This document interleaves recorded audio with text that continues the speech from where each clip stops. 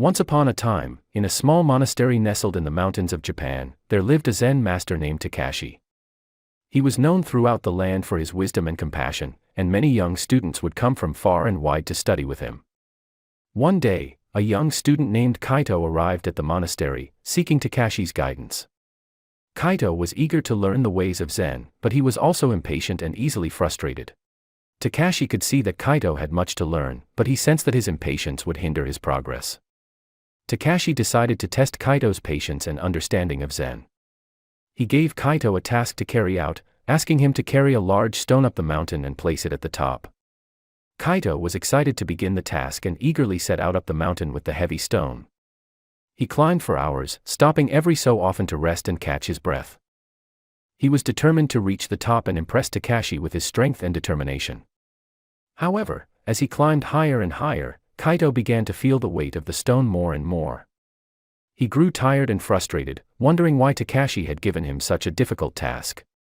He started to doubt himself and his ability to complete the task.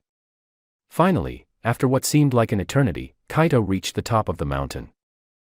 He placed the stone on the ground with a loud thud and collapsed on the ground, exhausted and out of breath. As he lay there, Takashi approached him and asked, "Did you learn anything from carrying the stone?" Kaito was too tired to answer, but Takashi continued, "Carrying the stone up the mountain was not the task. The task was to learn patience, persistence, and determination." Kaito realized then that Takashi had been testing him all along. He had wanted him to understand that the journey was just as important as the destination. The stone was just a tool to help him learn the lessons of Zen. From that day on, Kaito began to approach his Zen studies with a new understanding. He realized that the path to enlightenment was not easy, but it was worth the effort. He learned to be patient, persistent, and determined in his practice, and he eventually became a wise and compassionate Zen master himself.